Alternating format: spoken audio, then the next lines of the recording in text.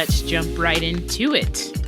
Hello, welcome to That Can't Be Right, a podcast about exploring structural wrongs, cultural oddities, and wild opinions. I am your host, Ryan Rogan. As always, the best way to support That Can't Be Right are to 1, listen, thank you very much, 2, leave a review, tell a friend, and follow along on social media for more fun commentary at TCVRPod on Twitter and Instagram. We're looking at big business again. You know how much I love to hate big business, specifically subsidies, and whether or not they benefit anybody who isn't on the Forbes richest people list or like directly related to them. My guest today is Greg LeRoy, Executive Director at Good Jobs First, a national policy resource center for grassroots groups and public officials promoting corporate and government accountability in economic development and smart growth. Greg, welcome to That Can't Be Right. Thanks, Ryan. Great to be with you. So, before we move on to subsidies, that sentence that I just read, promoting corporate and government accountability and economic development and smart growth. What does that mean? What is the goal of Good Jobs First? Yeah. So states and cities spend about $70 billion a year, as best we can tell, every year in the name of economic development, giving corporations all kinds of different tax breaks. That's the big bucks. And we think a great deal of that is wasted and should go away. It should be curtailed. It should be retargeted. It should be reinvested in different ways that don't just benefit, the Fortune 500. So through sunlight, through accountability safeguards, through public education and agitation, we try to make that happen. Wonderful. $70 billion, that's a lot of money. That could help a lot of people. Yep. It's just so we're all on the same page as we move forward. Like, what are government subsidies and what forms are they most commonly taken in today's state and business ecosystem or environment? So companies are kind of like families. They pay the same sort of taxes that we all pay, right? They pay corporate income taxes, they pay corporate property taxes, and they pay corporate sales taxes. In the name of economic development, all of those taxes go away, sometimes for very long periods of time. Sometimes they get rebated directly to the company, even though they're paid by other people, like consumers paying sales taxes or workers paying income taxes.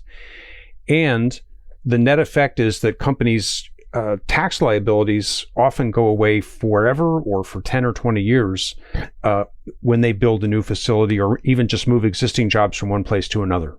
So we're talking about things like property tax abatements or tax increment financing districts or enterprise zones or research and development credits or investment credits for hiring or investing. Those are the common names you hear them called. Of course. So I'm a big fan of sports. And what you see in sports is that they get subsidies to build the stadiums. And then maybe those subsidies run out or something. And it's the end of a 20, 30-year deal. And they say, hey, y'all got to give us more subsidies or we're going to move the team. Does the same thing happen with regular retail, different types of corporations? Yeah, so we have lots of subsidies that go to refurbishing malls, aging malls, especially because retail is having huge upheavals because of e-commerce right now, and we've had a huge number of bricks and mortar closures of stores. We have downtown revitalization programs. We have urban revitalization programs that have had a troubled history because of displacement and gentrification, urban removal, so to speak. A lot of these programs are basically the bank behind the eminent domain and the bulldozers that some people have fought in certain neighborhoods. Yep. I'm thinking of a very specific example when Amazon tried to build HQ2 in Queens, New York. And I guess they kind of negotiated the deal at the government level. And then other officials and people part of the community came in and said no, because the benefit that maybe Amazon was extolling wasn't truly going to be realized. So who are subsidies promoted to benefit? And then who do they actually benefit? Yeah. The Amazon HQ2, we call it a public auction, was a very teachable moment. I'm glad you raised that because that same process on a smaller scale happens hundreds of times a year. Obviously, it was a huge deal. They were dangling 50,000 jobs, white-collar jobs. But hundreds of times a year, smaller deals like that get auctioned secretly The whole process went underground starting in the 1930s and is hidden from public view. So there's all this misinformation and disbelief about the way it works. But it's instructive because, yes, the people in Queens and Long Island City rose up and said, we want to stay here. We don't want to be gentrified out of our neighborhood, and certainly not with a $3 billion subsidy to Jeff Bezos for his helipad and so on to buzz around our city. And to their credit, the elected officials basically realized that they weren't being against economic development by saying no to that deal. Amazon and other big tech companies have continued to expand their employment in New York even since Amazon pulled that deal down in Queens and moved instead just to Northern Virginia. Amazon had much bigger offers in other places. It was offered $9 billion in Pittsburgh, $8 billion in suburban Maryland, $7 billion in Newark, New Jersey. And they went to a place where the direct subsidies to them are about $500 million in Northern Virginia. And Virginia's going to invest a lot of money in higher education too. But, it's a great counterproof that subsidies don't matter. What matters is the business basics that companies want. And in this case, it was a great workforce and access to key markets for them here. Thank you for, one, explaining that. And two, I did my undergraduate degree at the University of Pittsburgh. And what always came up in Pittsburgh as a city is that so little of the land, they earn property tax on, because it's all education and hospitals and churches.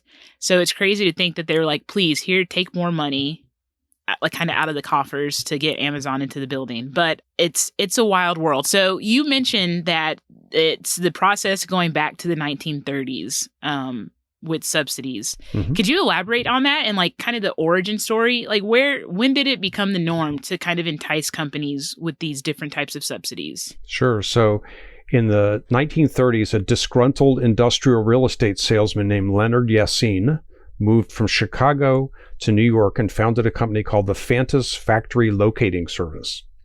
And he was frustrated because his father-in-law had been giving away free advice to companies about how to move. That was much more than just real estate advice. He was giving them advice about rail rates and wage rates and utility prices and all that kind of stuff. And he thought we should commodify that into a business. So he set up his own shingle in New York and started recruiting companies that wanted to run away from New England, run away from the Midwest.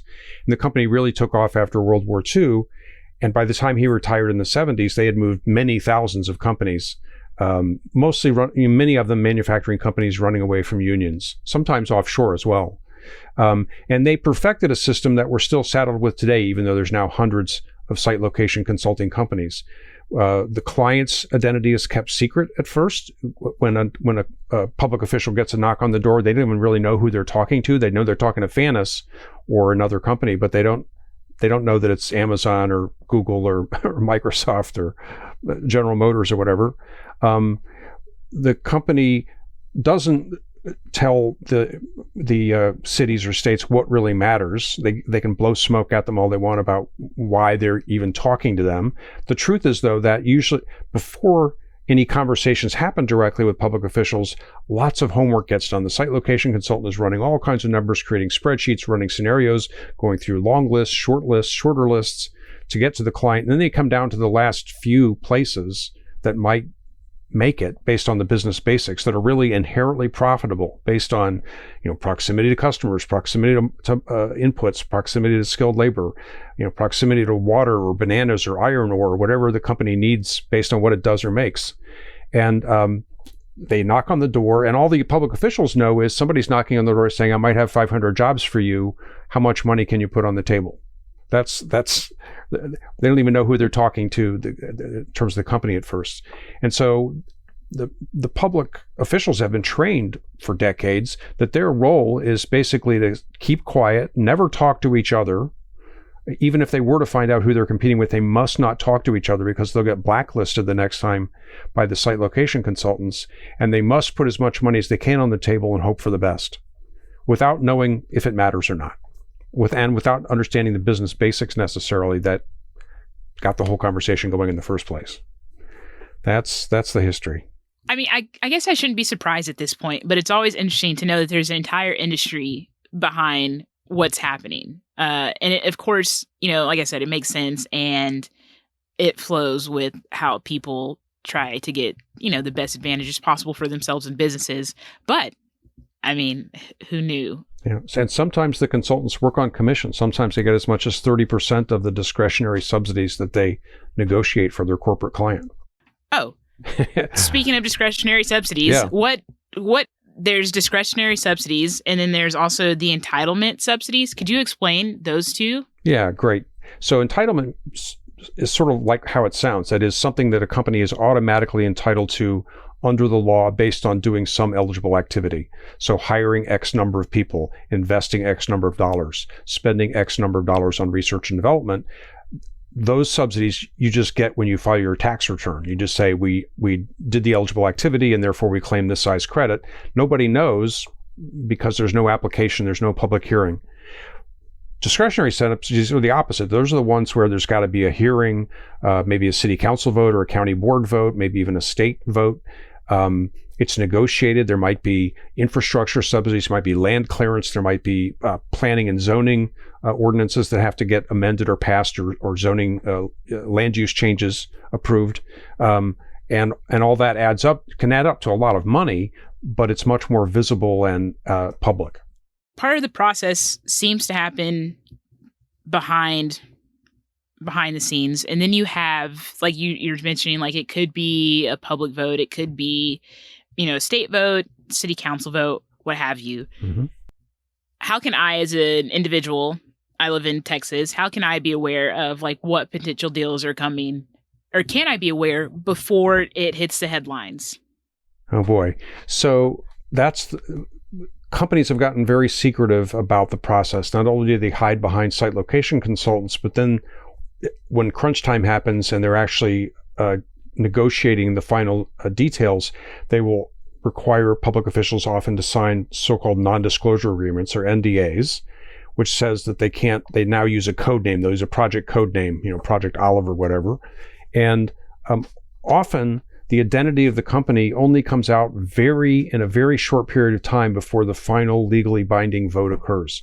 So, for example, a few years ago in Waukee, Iowa, a suburb of Des Moines, Apple's data center got a $208 million property tax abatement award from the city council of Waukee with 2 days notice and 10 minutes of public comment allowed at one public hearing. So it was obviously totally greased ahead of time and ramrodded through. Amazon has gotten very secretive about its incentive deals recently, especially because we take some credit for that. We've been very loud about, they're getting 20 subsidy deals a year now. We think that's nuts. Yeah, I saw the tracker on the Good Jobs First site, and I will definitely include a link to that in the episode description for those who are interested. I did have just a question. We'll get to like the effectiveness of subsidies, but sure. Just looking at your description of tax abatements, tax credits, land price write-downs, none of these, as described, seem like they could ever be a good deal for governments. Like, so and then people say like, oh, government, they're so inefficient. But like reading all the subsidies these companies are getting, reading these descriptions, it seems like companies have almost forced government into doing that. Am I off base in thinking that? No, I mean, this is kind of the dark side of federalism. The fact that states can compete with each other and steal jobs from each other, and Uncle Sam won't do anything about it. Uncle Sam's just been missing in action for 80 years on this. Governors can get away with it. Rick Perry at one point in 2013 was running rating stage shows. He's doing radio and TV ads and PR stunts in 6 different states with Democratic governors as a way to raise his profile for his next presidential run at one point. Some states do direct mails and solicitations. We even have situations where mayors and county executives within the same state try to steal things from each other. It's especially problematic in metro areas that straddle state lines. So DeSoto County, Mississippi, raiding Memphis, Tennessee. The suburbs of Charlotte that exist in South Carolina raiding North Carolina. Chicago getting raided by Northwest Indiana. Connecticut and New Jersey raiding Manhattan. These are old stories that have been going on for a long time. And, we call it interstate job fraud. The fact that you are calling existing jobs new just because you've changed people's commuting route in the morning, we think should not be legal. Yeah, that is an interesting scam. Oh, we're adding so many jobs. Did you? That's some real funny math you're doing there. Yeah. And I also read an article about that, how it does create sort of a economic war across the states. Mm-hmm. So I'll ask another question. You Sure. bring up Texas, which is in the news. Recently, Elon Musk is bringing some jobs to Texas from California. And you mentioned that math where it's like, are you creating new jobs or are you just moving people that already exist and you're not really creating economic opportunity wherever you'll land in Texas? Part of the race to offer these great subsidies is the desire to be seen as business friendly. My question that I'm very excited to ask, can a place be both business friendly and friendly to workers? You also mentioned earlier at the top of our conversation, like at the start of this subsidy site location consultant industry, they were looking to get away from unions. So long story short, can a place be both business friendly and offer these subsidies while also being friendly to the citizens that inhabit that municipality? Oh, I think the answer is absolutely yes. But you've really gotten to the nub issue here, Ryan. So the nub issue here is the tension between overspending on company-specific deals versus spending money in ways that benefits everybody, including employers, right? And so one of the ways we've skinned this cat is to say, okay, let's look at the divide between money going to big multi-state, multinational companies versus small and local companies. And we found even in programs that are theoretically available to everybody of any size, 90% of the money goes to the big boys. That was true in 14 different states we looked at. So, big companies have the armies of tax lawyers and consultants and accountants who can help them game the system, both game the existing system and also try to lobby for changes to the system if they want it to change. But I think, I'm very persuaded by the scholarship that says the best thing for economic development is to spend money in ways that benefits all employers. A classic example is called the cluster strategy. And Austin used to do this. It's kind of sad what Austin's doing now with Tesla, but in the old, until about 10 years ago, Austin was famous for saying, we're going to invest a lot of money in the University of Texas Computer Sciences program and other high-tech degree programs. We're going to be user-friendly in terms of zoning and land use and stuff, but we're not going to give huge grants to just individual high-tech companies. And we're going to attract the headquarters of Dell, and we're going to attract a big presence by HP and all these other, legacy companies that thrive there, hiring lots of smart people coming out of the University of Texas graduate programs, and really seeding the basis that is there now. Other ways you can do that. You can say we're going to have technology diffusion programs. We're going to have export promotion programs. We're going to have quality control programs or healthcare purchasing programs, especially to help young, small startups. That's where the real payoffs are. If you can attract a cluster, like in Pittsburgh, where you went to school, there's a green building cluster, a green construction materials cluster. So let's invest in Carnegie Mellon's material sciences program to help more companies develop, green, energy efficient building materials. And let's help them export to other regions of the country. Let's help them do quality control. Let's help them diffuse technology to improve the efficiency of their manufacturing processes. It's part of the reinvention story for Pittsburgh, actually. And, after steel. Yeah, definitely. Yeah. And started to see the beginning of it as I was graduating quite a few years ago. But to move on, I want to talk about some other reading you pointed me to on the Good Jobs First website, and that was regarding two things: just like how school districts suffer as a result of these tax abatements, and then I can't remember the proper term, but essentially when people are paying taxes and the company is just kind of keeping it. What is the proper terminology for that? It's a technical term. We call it paying taxes to the boss. Yes. Yeah, that was it. Yep, that was an article I read. Paying tax to the boss, and then all of the money school districts are losing. Let's start with paying tax to the boss. This annoys me a lot because, man, if you're not even going to pay tax to the government, why can't I just keep that in my paycheck? But explain what you mean when we say paying taxes to the boss. Sure. So about a third of the states have one or more subsidy programs in which, at the end of the day, workers, without their knowledge or consent, pay state income taxes. The money gets taken out of their paycheck. It shows up on their pay stub. But at the end of the day, that money does not end up in the state treasury, or much of it doesn't end up in the state treasury. It ends up in the company's pocket. Sometimes the company gets it back as a credit or refund. Sometimes the company just actually never sends it to the state capital. But that's the net effect. This is true in at least about 3,000 companies we named in our study in about 17 states. And it's big money in some states in terms of revenues lost. Could I get my company to disclose that? Could I say, hey, I audit my company and say, hey, is my state income tax going to my state, or are y'all keeping it? Only Kentucky has a sort of very flaky sign-off thing where when you apply, I think there's a piece of paper you sign that allegedly informs you. But the other states don't have any such disclosure. Ooh, I don't like that. Yeah. I mean, I don't like any of this, but that in particular, it's so... we think it's like other people's money. It's one thing to cut the company's taxes. This is another people give other people's money. Workers should have the right to fund public services with their paychecks. Right. 100%. And okay, let's move on to the next one before my heart rate gets up. Well, no, this isn't going to help. The amount of money schools, this is even worse. The amount of money schools are losing, and I'm going to pull up the paper because it's wild. $2.37 billion in foregone revenue in the 2019 fiscal year. Right. But am I understanding this article correctly in saying that data is only from about half the states? Yes. So to back up a minute, people don't realize the biggest tax most companies pay is property tax.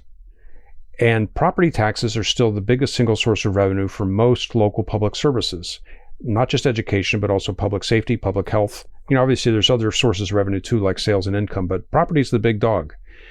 So when you abate a company's property taxes in the name of economic development, you really affect local public services, and nobody gets hurt more than the school district, because they're usually about half the total local spending. And so what we did is we looked in those 27 states where school districts are separate entities and therefore have separate books that they report. We looked at their financial reports for 2019 under this new accounting rule we won, and they have to disclose now how much revenue they lose to corporate welfare.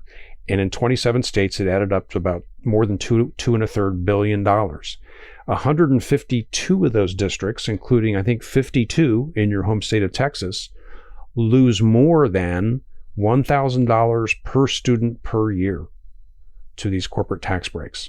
So it's a really regressive tax. And I'm sure you are, that school districts with the greatest number of Black and brown students, the greatest number of school districts with students with free and reduced lunch prices, are disproportionately affected in many of the states where we could make that cut.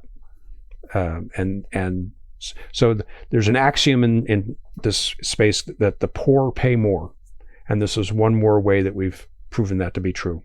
100%. And I actually want to do like a whole series of episodes on the way that plays out across society. But to focus on schools for now, $1,000 per student is a lot. We've spent the last 2 years arguing about like how much more we can provide students to protect them from COVID, to make learning safe, to get students back in the classroom, to equip students with, I don't know, I think almost every student in the school district I graduated from at this point has a Chromebook that they either take home or has one they have access to in class. Mm-hmm. That's a lot. It's just like a mind-blowing amount of money per student. And then to your point, it gets worse when you're looking at Black and brown students and, the resources people have access to and what that does to them for the rest of their lives. And again, you're right, or I was right. This didn't make me any calmer. But another really interesting, and again, I'll include the link to all of these articles I read in the description, but I'll try to explain them as best I can. An interesting part of what's happening is, in that they're disclosing the revenue that they've lost, is that they, the school board might not know it's happening at the time. Am I understanding that correctly? That's absolutely right. So one of perhaps the biggest victory we've ever won at Good Jobs First in all these years is getting this obscure body that creates the bookkeeping rules for governments to pass a new thing called Statement 77 on tax abatement disclosures. So statements are basically amendments to the accounting rules, the generally accepted accounting principles for the public sector. And under Statement 77, most governments now have to put a note in their financial reports saying we have the following programs in our area, and by program line, they have to say how much money they lost in that year to that program. Even if you lose the money passively, and that's the other big injustice here for school districts, in the vast majority of states, schools don't have any say about awarding these deals. The legal authority to grant the deals is given to the cities, sometimes to the counties. The school districts are getting the short end of the stick, but it's like this intergovernmental free lunch, even though they're the biggest monetary losers. So school districts, in many cases, did not know how much they were losing because nobody had ever said they had to add it up. Now they have to go down to the county tax assessor or wherever and get the data and put it in their reports and own it for the first time. And hopefully that turns the tide at some point. But as a follow-up question, are there any other institutions that you can calculate the suffering, I'll put it in air quotes, as much as you can for school districts? Like you can say school districts lost this much money and it amounts to this amount per student. I know like society at large loses when companies get these subsidies, but are there any other organizations or institutions or structures that lose as clearly as schools do? Sure. I mean, cities and counties have to have the same requirements now, and we have a database on our website called Tax Break Tracker, where we scarf up all this data from cities, counties, school districts, and put it there. It really depends upon the structure of the government. So if you have a separate taxing body, I lived in Chicago for many years. We have 1,250 different taxing bodies in 6 counties in the Chicago area. Goodness. So every park district, every mosquito abatement district, every sanitation district are all actually separate reporting bodies. And so you could actually get information from a lot of them. Fire districts, again, it depends on if they are separate units of government, you can find that data. Okay. Again, link to that tax tracker will be in the episode description. Y'all are getting homework. It's important. We'll kind of jump back to the companies. They're getting these tax breaks. We see who it impacts. But again, they're selling these subsidies as things that'll bring great economic development to a region. One, are they bringing that development? And two, like, how is it being tracked? We're able to track the costs. Mm-hmm. How can we track the benefits? Yeah. So that the revolution is that we're getting more information about costs because all the politicians have ever wanted to tell us about all these decades is the benefits, so the glories of the program. Mm-hmm. Here's the nub issue that we haven't gotten into. If there's one, I know I've been bantering around a lot of numbers. Here's probably the most important number I'm going to say in this hour.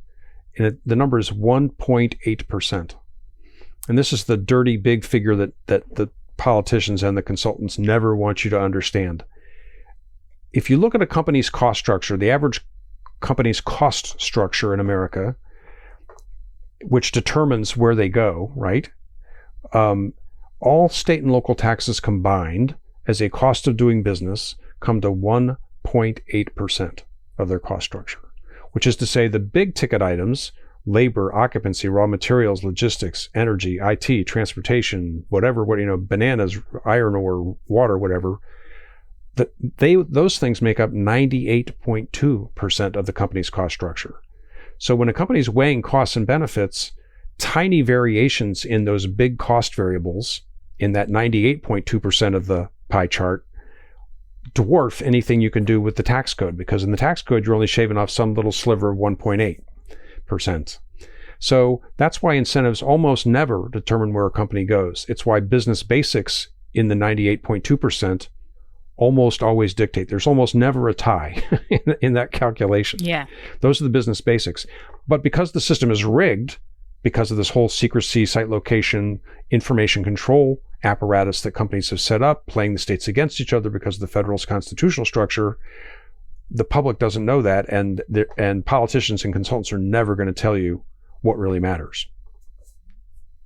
So then we get to the question, how much do the tax breaks matter? And then you get into, serious quantitative land for the PhD economists above my pay grade.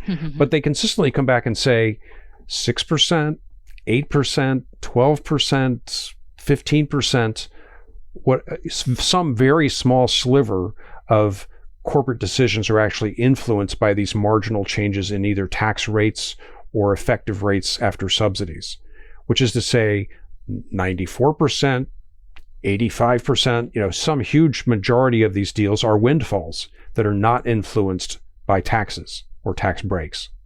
And therefore the money's wasted and could have been spent on fixing the schools or improving public health or whatever, things that benefit all employers and all workers. Alas. Yeah. Yeah.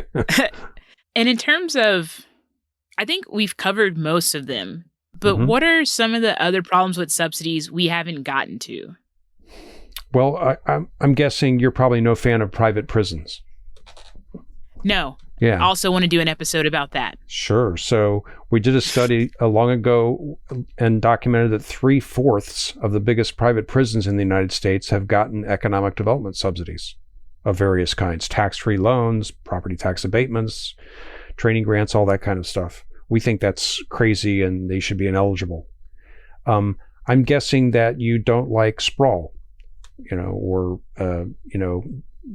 the effect of urban disinvestment and suburban sprawl that gobbles up land and forces everybody to get in a car to do anything in their life. Also hate that. Yeah. So we've published more studies than anybody in the world mapping these incentives in about 15 metro areas. We've said, okay, let's look at the map of these deals. Let's actually put a street address on every deal and then say, what's the effect of those deals compared to where people live, where people get to work by transit, where there's pockets of poverty, where there's people of color, where there's low income or high poverty or tax-based stress. And by all those metrics, we keep finding that the vast majority of these deals are sort of reverse Robin Hood. They are anti-people of color, anti-pockets of poverty, anti-getting to work by transit, anti-resolving plant closings or tax-based stress. And again, that can be fixed. You can rewrite the rules. At the bottom of everything I'm saying is we're not against incentives per se. We think sometimes there are things that need help. You may need to use incentives to resolve a food desert. If you want to bring a grocery store to a food desert, that's a worthy goal that the private market's not fixing. You want to bring new job skills to a citizen returning from incarceration to improve their chances of a second chance in life.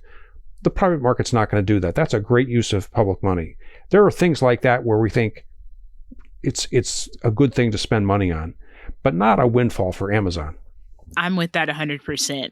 That was another thing I read in the course of preparing for our discussion, is that the government is subsidizing Amazon at the loss or causing losses for small businesses. And you spoke into that earlier about who gets a subsidy. So you mentioned 2 points right there, and I would love, if there are more we could dive into, I would love to. When are subsidies a good thing? You talked about rehabilitating or educating someone who's exiting the prison system. I live in Houston, and someone on TikTok, a great resource, did a video to demonstrate where the food deserts are in Houston, and it creates an arrow along different along a corridor. And if you then, juxtapose it with a map, a demographic map, it's predominantly Black and brown people who don't have access to like fresh groceries. So yes, that would be great if there were subsidies to put grocery stores in those parts of Houston. But when are other industries, regions, I don't know, by what measure can a subsidy be a good thing? Sure. So I think another case, sometimes there are brownfields where there's no longer a responsible corporate party available to pay to clean it up. But often those brownfields are in areas of poverty or underutilized workforce and growth, and using public money to clean them up and get them creating jobs again can often make sense. Often they have transit service. Often they have other amenities that are, can be used to get people to work too. I think that customized training, that is, lifelong learning skills, free or deeply discounted community college level education and associate's degrees for jobs that actually exist in that local market make a lot of sense, and there's a great bang for the buck.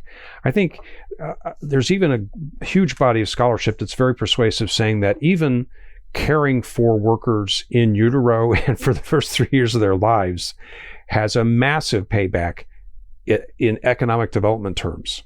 A guy named Art Rolnick, big guy on this issue, has been banging that drum for years and years.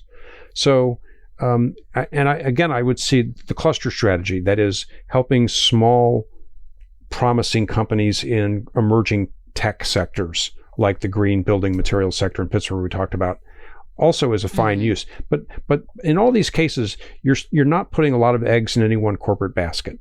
Because that's a risky strategy. You don't know if somebody's going to come along and disrupt, Microsoft tomorrow or Amazon, even as Bezos has said. You want to spread it around to lots of different companies, acknowledging that they're all not going to make it, but some are going to make it big. And those that don't make it, people can walk across the street and stay in the same industry with the skills they've already acquired. That's what you want. I like it. I definitely hope we can get there. Before we turn to kind of like the different ways to fix subsidies, again, air quotes, is there anything we've missed? Anything I've missed as I've kind of dictated where this conversation has gone, that people need to be mindful of when we're thinking about subsidies, when we're reading about infrastructure bills and debt ceilings and whatever as citizens? Sure.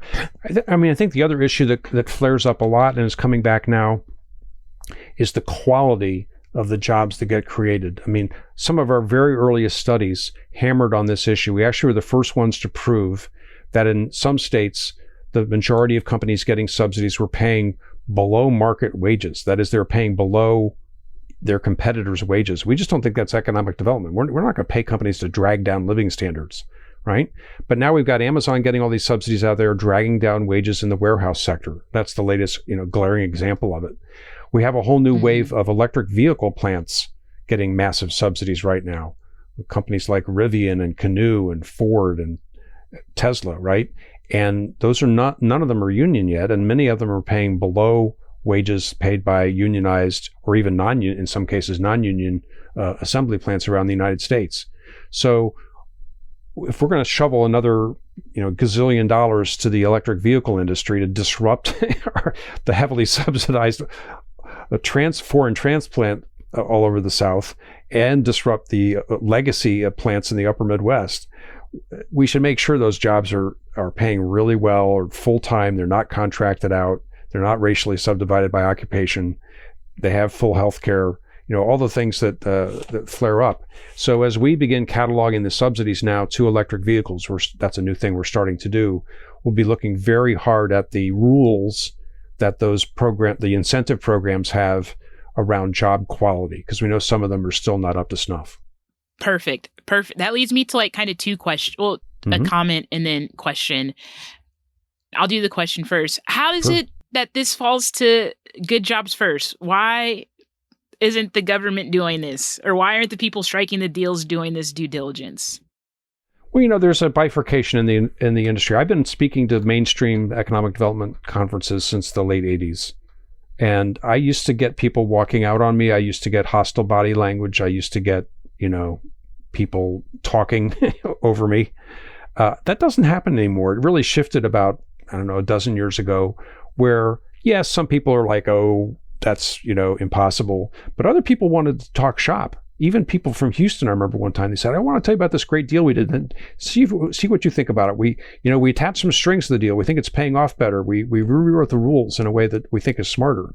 I think there's maybe it's a generational change a little bit of fatigue. I think a lot of economic development professionals felt abused by Amazon because of the HQ2 process. They got jerked around because 230 of the 238 applicants really didn't have a prayer, and and I think most of them knew it, but they wasted a lot of time and money applying.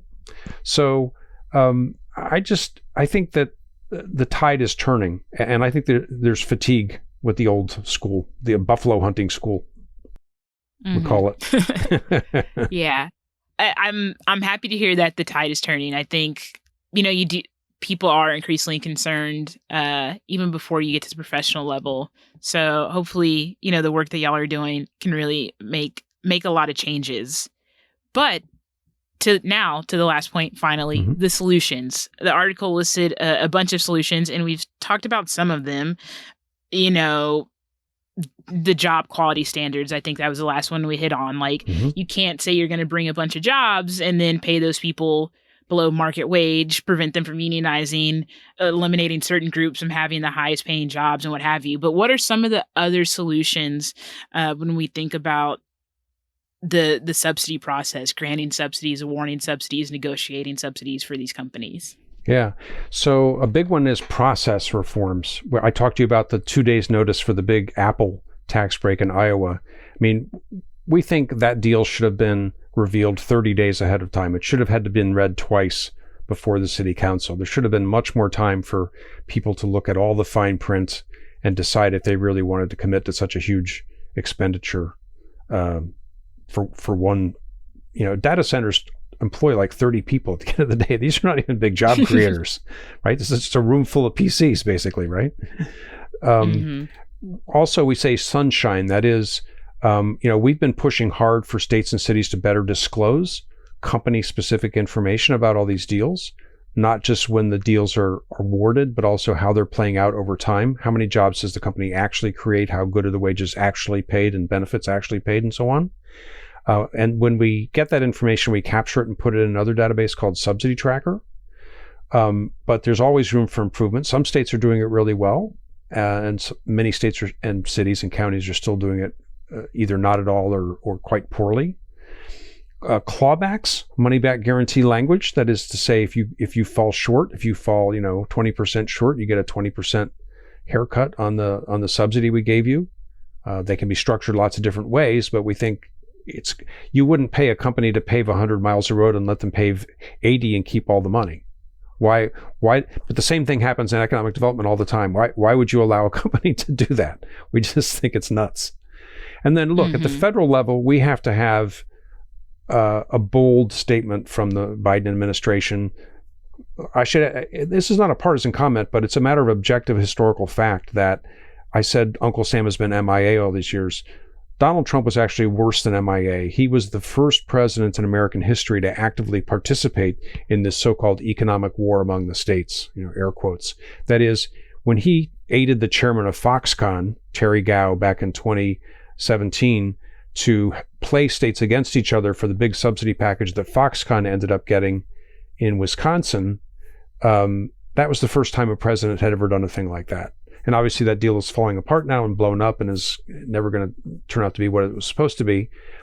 But the problem was the president was out there saying, this is good for companies to jerk states around and run up the tab on taxpayers, for a foreign multinational at that.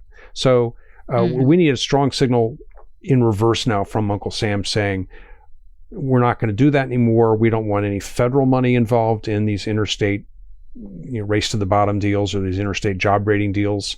And we want to even maybe use some of the federal money as a carrot.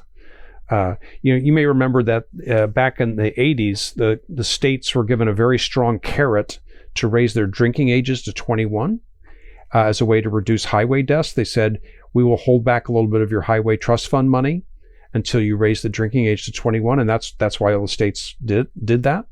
Well, tomorrow, I think we could do something like that with federal highway money or federal HUD, housing and urban development money or Department of Labor money, and say, we're going to hold back some of your money until you agree to, never rate each other again, fully disclose every deal robustly, no more interstate rating business.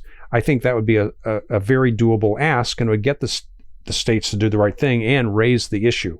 We need to raise the issue and point out that, so many people ask me, what's going on with Amazon HQ2? Why is this legal? How is this possible? people that I thought knew better, people that I thought were like urban policy wonks. We need everybody to know how terrible the situation is right now and how fixable it is. I think that's important, that it is fixable. I think drawing attention to the issue, which your organization does, and also companies, I don't think I had thought a lot about subsidies in the corporate space before Amazon's HQ2 search, when it's like, I spend so much money at Amazon, they don't need any additional subsidies from taxpayers. And you see that playing out. Again, more time would be good for, the people impacted to be able to weigh in. But again, between the company's behavior and your organization drawing attention and people just becoming more aware and understanding that the benefits, aren't being delivered as sold, particularly when it comes to, I'm focused on the job quality standard as we think about workers.